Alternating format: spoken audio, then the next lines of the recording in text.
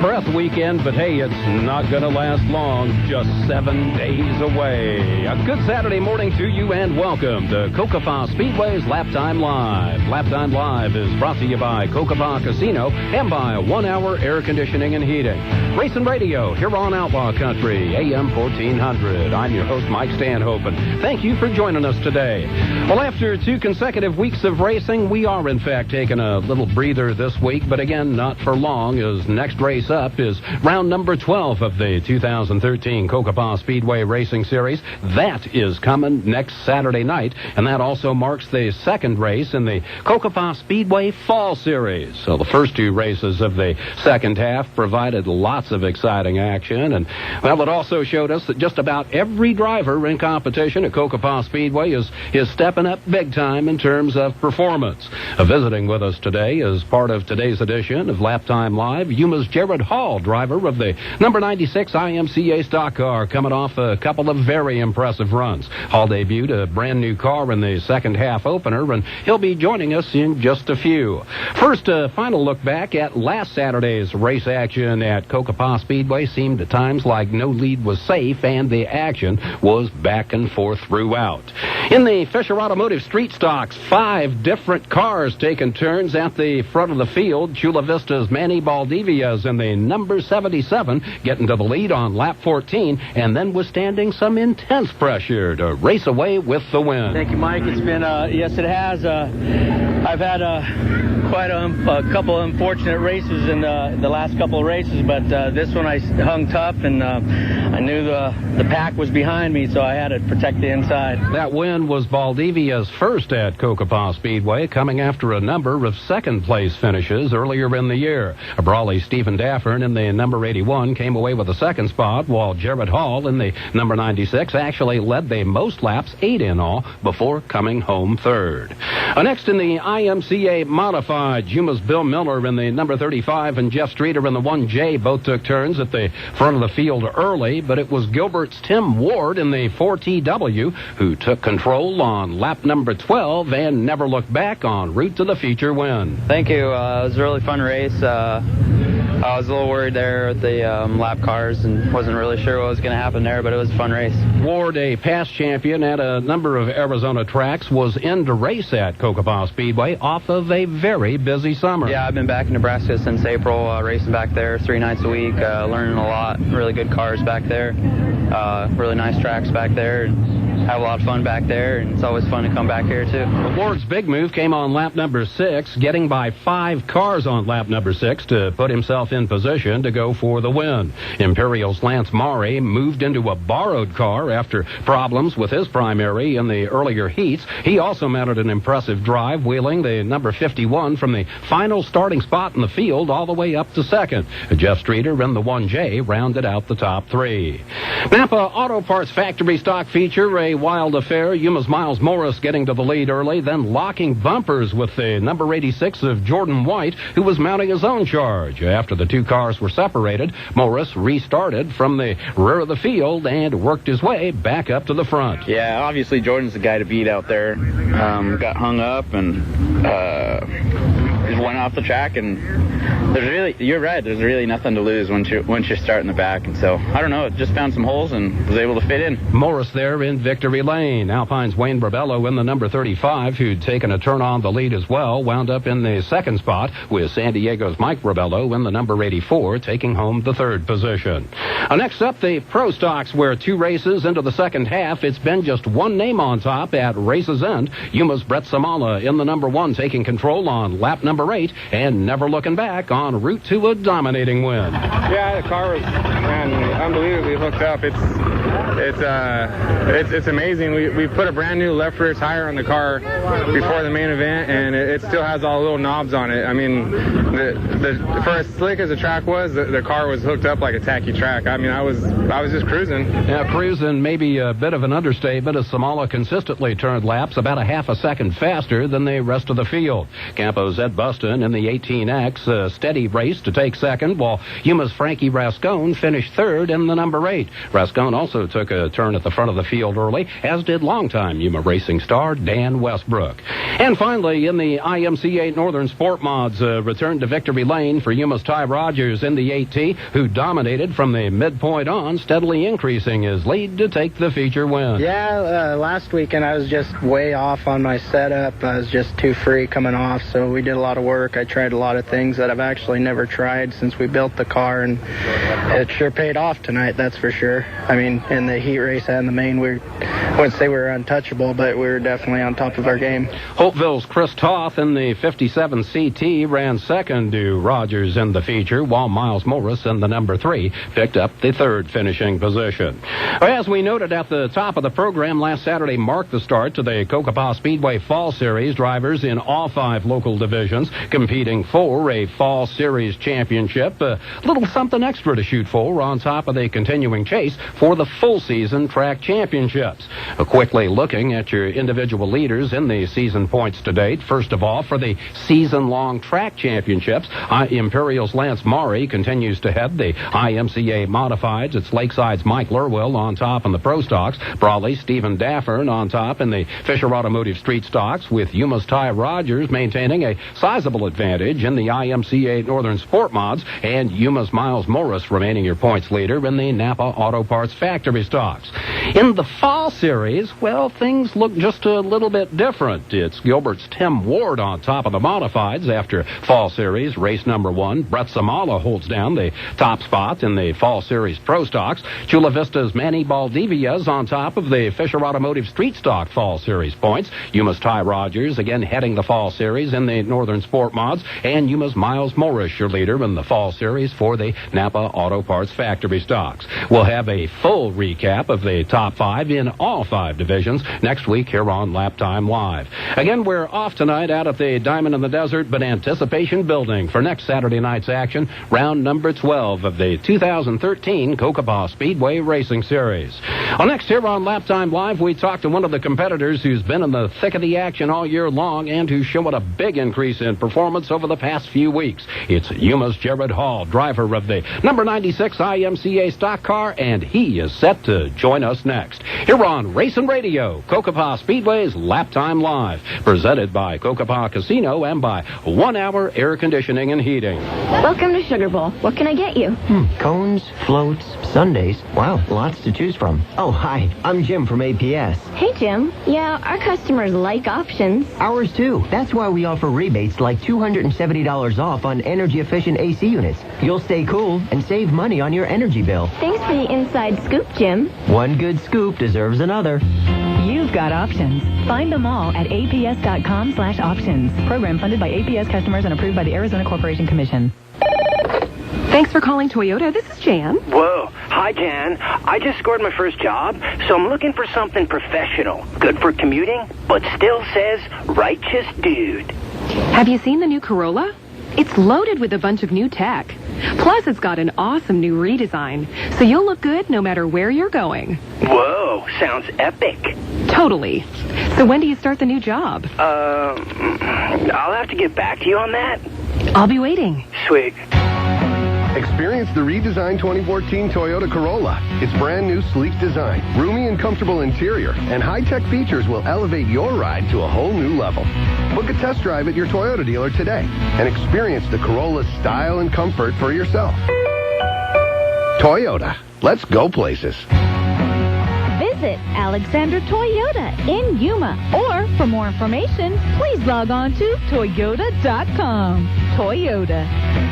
No matter what type of air conditioning or heating help you need, schedule some help from 1 Hour Air Conditioning. Ready for the season? 1 Hour Air Conditioning and Heating can help. No AC at all? 1 Hour can help. Need help upgrading your old inefficient system? 1 Hour can help. Now's the time to schedule your annual air conditioning safety inspection for just $59. Call 1 Hour today at 783-4242. Some limitations and exclusions apply. We're always on time, but you don't pay time. Welcome Welcome to Food City. You're just in time for our amazing 3-day sale this Friday, Saturday, and Sunday. A 10-pound bag of russet potatoes, just $1.77 each. Bone-in sirloin cut pork chops, just $1.29 a pound in the value pack. Fiesta or corn tortilla chips or salsa, only 99 cents each. Fiesta soda in the 12-pack 12-ounce cans, just $1.99. Tecate or Modelo beer, 12-pack 12-ounce cans, just $8.99. And Dos Ranchitos flour tortillas in the 10-count, 2 for just $3. Thank you for shopping the 3-day sale at Food City. The store with low prices when you need them. Arizona Western College, the El Toro Foundation, the Matador Athletic Association, and the Caballeros de Yuma are proud to present the 2013 Fisher Automotive El Toro Bowl. The Fisher Automotive El Toro Bowl is quickly becoming the nation's top junior college national championship bowl game. Get your tickets now for the game on Saturday, December 7th at the Veterans Memorial Stadium. All reserved seats, $13. Get your tickets at eltorobowl.com. The 2013 Fisher Automotive El Toro Bowl. Get your tickets now. The 2013 Fisher Automotive El Toro Bowl. Need to order stickers? SignPro can produce custom stickers with your logo or business information. Give them to your customers or label your equipment for a great professional look. That's SignPro, 783-7776, or stop by 1702 South Arizona Avenue. SignPro, where they are perfect to the letter. Music can't do better. The SignPro sign. America comes to SignPro.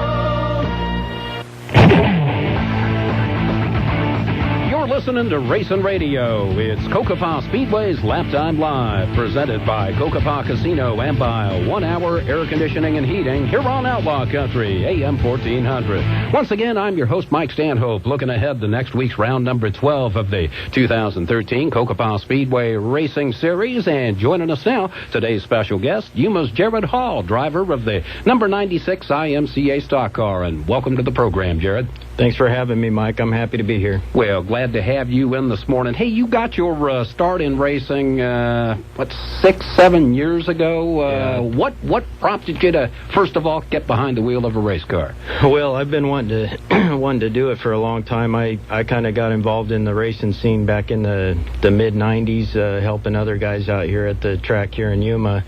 And when the track closed down, we just kind of fell away from it for a while and got hooked back up with David White and Lenny Jones and those guys, and found out that they were racing in El Centro this whole time, and I didn't even know it. So I started going back over there with them and helping those guys out for a bit, and decided it was time for me to get into it for myself, so that's what I did. So can you tell us what class you started out in over there, and actually you kind of progressed through a bunch of stuff? Yeah, I started out in the pure stock class, driving a Camaro. Never really had any success in that, and only did that for about 6-8 months, and then built a pro stock, which I ran that for about 2 years over in El Centro. Never had a lot of success with that either, but learned a lot, and ended up selling that car and getting into a modified, and kind of stuck there up until this year, and just decided it was time for a change, and so decided to go stock car racing. In the stock car now, but as noted, as you just noted, in the modifieds and a pro stock as well, a preference stand out for you between any of them, or an enjoyable experience in all the classes? Well, I like them all. Anytime you're going fast, it's fun. It doesn't really matter how fast. It's all kind of relative to what's going on around you, but I'd have to say my favorite's got to be the modifieds, just because they're faster and they're twitchy and they're just fun. They're a handful to drive, and that creates an excitement that you don't get in some of the lower classes. But in the lower classes, your bankroll, well, thank you. It's a little bit cheaper, not much, but and it's fun to be able to be competitive. In the modified class, it's very difficult to be competitive, because these guys are fast and they got lots of money in those cars, and I just. Yeah, I don't see my bankroll competing with some of these top guys in the modified class. Not that the stock cars are going to be much better, but we'll give it a shot. Well, I would sit back and say you were most competitive in the modifieds. 2010-2011 Rookie of the Year says that. So. Yeah. Well, we were trying, we put a lot of time and effort into our program, and just always seemed to come up short. It seemed like we were always behind the ball, just when we get something figured out, these guys like Lance and these other guys, they're always figuring out the latest and greatest, and some of the other guys got brand new cars, and I just couldn't compete with it. I mean, it's not all about equipment either. Those guys have some great skill, and my skill level is a little bit lower. They've been doing it longer than I have, and I, it's just one of them things. I just wanted to change a little bit. Well, so far that change seems to be agreeing with you. Now, coming into the 2013 season, you were wheeling a modified, and then the trade sale, so to speak, took place, and you were back out in the street stocks. How did that come about? Well, I was cruising around on Facebook, and Nathan Rock had got a hold of me on there and asked if I was interested in selling the car, and he had a street stock that he ran over or it was a factory stock over in El Centro, and wanted to know if I was willing to do some trading. And about that time I was pretty frustrated and decided to take him up on it. So we made a little trade deal, and I ran that car for 2 races, and then the break came, and decided that it was a pretty old car. I mean, it was fast, but it wasn't nothing that I don't think would have been real competitive with these brand new cars that are out there. And so we decided to give it a shot at building a new car.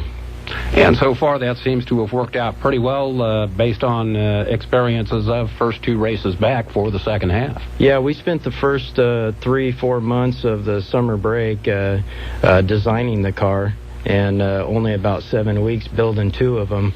So a lot more time went into the design process of it. I wanted something that was different than what everybody else has, and it's definitely different. It's not a copy of anybody's car. It's something that I built myself, and I really like it, and a lot of other people like it too, so we'll see what happens with it. Hey, satisfaction to yourself is number one. Got to be comfortable when you get out there. Jared Hall's our special guest on this special edition of Cocopah Speedway's Laptime Live, racing radio here on Outlaw Country AM 1400. Laptime Live is brought to you by Cocopah Casino and by 1 Hour Air Conditioning and Heating. We'll be back with more in just a moment. Cocopah Casino is your football headquarters. Every Sunday, Monday, and Thursday night, with all the football you can handle, plus food and drink specials. Sundays beginning at 12 p.m. and Mondays and Thursdays at 5. All patrons enjoy $2 domestic drafts and well drinks till midnight, and half-price appetizers till 10 p.m. Plus Monday night football sports bar drink specials inside Cocopah Casino Sports Bar during the game. The only place to watch football this season is Cocopah Casino. Live the rush. Arg, mateys, come out to the Yuma Family Pumpkin Patch, October 11th through the 27th for an evening of fun-filled adventure. We have bounce houses, a hay maze, a tractor ride, petting zoo, pony rides, pumpkins, and a whole lot more fun for the entire family. There's also a new pirate adventure with sword fighting, princesses, and a life-sized ship. For more information, check out YumaFamilyPumpkinPatch.com or call 928-783-7574. Come out for an amazing time, or we'll make ye walk the plank. Crossroads Mission serves over 300 meals a day, and they're running low on many food items. There's some days when Crossroads doesn't even have enough meat, bread, or milk to feed those who come to them for help. Their wish list includes mustard and mayonnaise, rice and ground beef, and milk. Please drop items off at the Crossroads Kitchen at 944 South Arizona Avenue. If you'd like to organize a food drive, call Barbara Rochester at 580-4482. Community Matters to Z93 and Outlaw Country.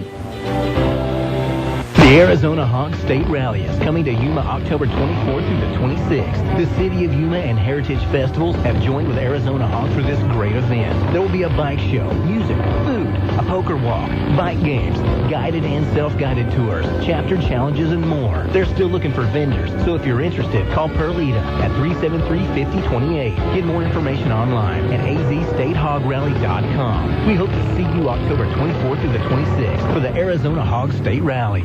Zumba fans, you can get your groove on, have fun, and get a great workout for a terrific cause on Monday, October 14th at 6:15 p.m. at the Yuma High School Old Gym. The Yuma boys basketball team will be hosting their second annual Zumbathon. It's going to be hosted by the 928 crew, Tosha Butts, Richard Butts, and Veronica Helps. The cost is just $5 at the door. All proceeds go to the Zuma's boys basketball team. If you have any questions, please contact head coach Chris Turner at 631-944-2627. Breaker 19 for a westbound covered wagon. This here's the road runner. Got your ears on? Come on. 10-4 road runner. Got the travel agent on my back. It's triple digits all the way to the coast. Mercy. Did you see that four-wheeler? That pickup backed by a yardstick 185? Yeah, that's a good-looking ride. Look at that. Man, oh man. Good looking is right. Did you check out that shell? Man, that lid could haul anything you want. Nice and tight. Coast to coast. You ain't kidding. Here he comes now. Man. Want your truck to turn heads? Drive into Truckmates next to Lowe's. Whatever your truck needs, whatever your truck wants, you'll find it at Truckmates. Running boards, Nerf bars, spray and bed liners by Armadillo, toolboxes, complete bed liners, and more. And don't forget shells and lids from Snug Top. Snug Top's new technology in truck lids is now available, along with a full line of Snug Top shells. And right next door is Sprague Sports, home of the Yeti cooler. You gotta see it to believe it. Keeps things so cold so long, Richard said he's offering free ice for life for every Yeti customer. Yeti coolers at Sprague, 32nd Street next to Lowe's. Welcome back to Racing Radio, Cocopah Speedway's Laptime Live, brought to you by Cocopah Casino and by 1 Hour Air Conditioning and Heating. Visiting this morning with Yuma's Jared Hall, driver of the number 96 IMCA stock car, and continuing where we left off, Jared, talking about the new car that you put together over the summer months, again, designed, built from the ground up. Now, the option was out there, obviously. You could have looked around and gone and bought a car. So, you know, what was the bottom line for you in terms of deciding to take on that size of a project on your own? Yeah, Mike, for a lot of years, you know, you can go buy a car. There's a lot of people building them. There's even some local. Lance does his own thing, and you can buy a car, but it's kind of a rewarding thing to do it all yourself. I've always, you know, we built our own motors, we build our own cars. It's just something that I enjoy doing. That's part of the fun for me. I suppose it would still be fun to go out and buy a car, a nice new car, but it just takes some of the fun out of it for me. We wanted to give it a shot and see what we could come up with, and so far I'm pretty happy with the results, but of course there's always room for improvement. That's something you'll obviously be looking for as we continue on in this second half. Absolutely. You could have gone the kit car route also, but you really wanted to get into the design part of it. Yeah, I've been doing a lot of research over the last couple of years, standing back all the way to the pro stock days of you know, roll centers and all that type of stuff, just trying to learn as much as I can. I went to a chassis school to try to learn some more, and I've been taking all this stuff that I've learned over the years and keep telling everybody, one of these days I want to build my own car, you know, from the ground up. So I figured now was the right time, so we had all this stuff to do it, and just did it.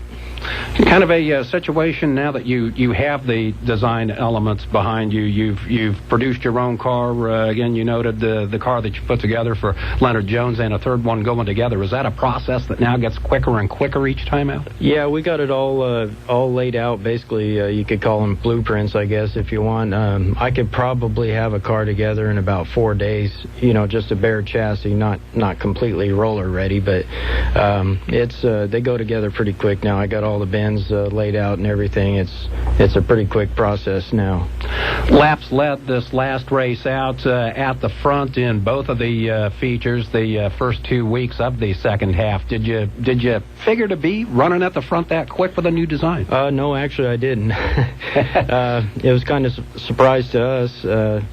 We worked hard on these cars to get them to where they would be competitive. I was just a little surprised that they were, you know, right out of the box like that. You know, we've had our little problems on the restarts and stuff. These guys are, you know, they're doing the shifting thing with that I'm not used to. I'm used to running a different transmission where you can't run in a lower gear, and nobody else runs. You know, everybody else in the modifieds most of them run the same setup where you run in high gear and that's it. The street stock guys are all most of them are shifting from low to high gear, and I was staying in high gear and just getting spanked on the restarts. But we made some changes and got it to where we can do the same thing. That helped out substantially. We had a little slip up the last race, and Manny and Daffrin got around us, and we probably could have battled it out a little harder, but they're running for points and I'm not, so I just kind of laid back and tried to do the best I could without wrecking anybody or causing any points problems for those guys. So that's pretty much where it's at. And a lot of drivers, as you note, pointing towards those season-long track championship titles, but got to be kind of cool to be sitting in a nice spot in the fall series. Something else to shoot for. Yeah, absolutely. We'll definitely give it a whirl and see what we can come up with. But like I said, we're not trying to cause problems for anybody else. But on the other hand, we want our win too. Going fast and racing clean. Hey. Sure. When we started the year, we had maybe 5-6 cars capable of running at the front of the field, winning on any given night. And we saw that number increase as we saw more and more IMCA stock car legal cars coming into the mix. Now here we are 2 races into the second half, and it looks like that number has gone up again. It's got to be a lot of fun to have that much close competition. Yes, it is. These guys that are running up consistently in the front, they're not going to be easy to beat. I mean, they're all champions in my mind. I mean, you got El Dafo and Manny and Daffrin and Mike Harlan. All those guys are fast, and they're going to be fast from here on out. So it's going to be more of a chasing them down kind of thing. They've all got a little more seat time in these cars than I do, so it drives a little bit different than what I'm used to. But we'll get it figured out, hopefully before the season's over. Any particular goals as we look towards December and then into 2014 and beyond? Well, for this season, I'd just like to see a win or two. I mean, I'd be happy with one, but I'd like to have several. For next season, I'd really like to run for a points championship. I've tried to run for them before and had a lot of motor problems where we end up missing a race. I think we ended up in second in modified points in 2011 and 12. And then last season we had several races that were DNFs and just not able to get all of our points in there. So, I'd like to see a championship. We'll wish you the best of luck moving forward on that. No, it takes a lot of people and supporters to get you out on the racetrack each week. Yeah, it does. One important one that comes to mind is Lenny Jones. He opens up his shop and allows us to use it week in and week out, and just been a great supporter of what we do. And my parents, my dad especially, he's pretty gung-ho on this race car stuff right at the moment. So, and my wife and kids have been great supporters. Rick Miller over at Sun State Environmental Service, Bill's Backhoe.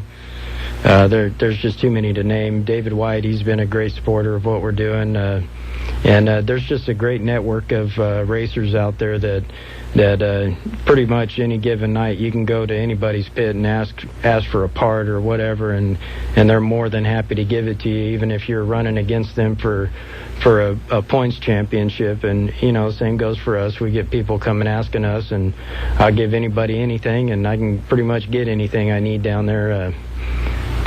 It's one big racing family. Absolutely.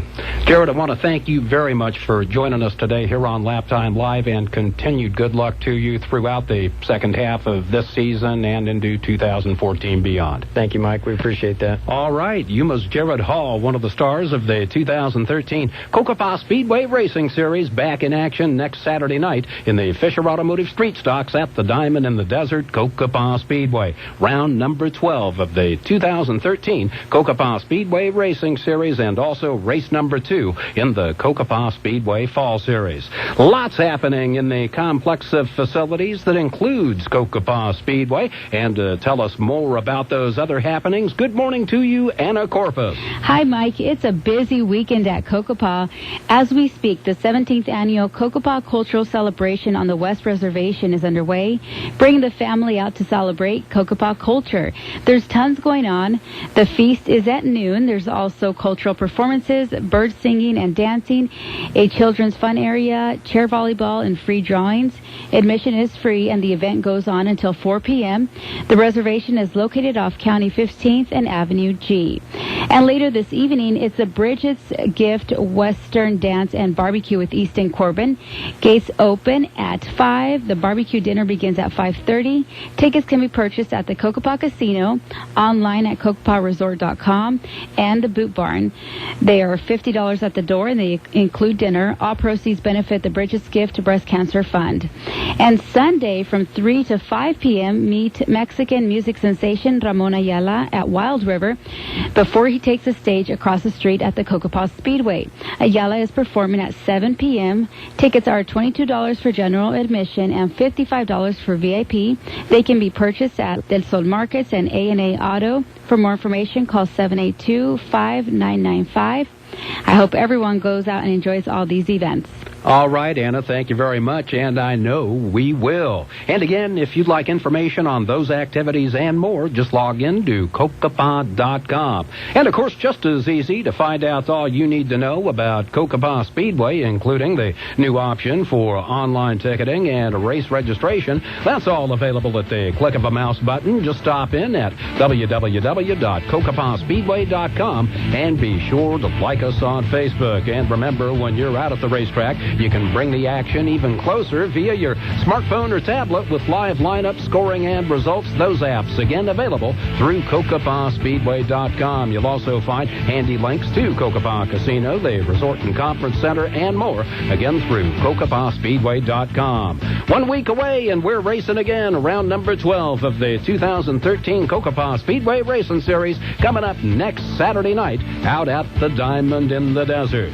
You've been listening to Laptime Live, presented by Cocopah Casino and by 1 Hour Air Conditioning and Heating. We'll be back with more next Saturday morning, 11 a.m., here on Outlaw Country AM 1400.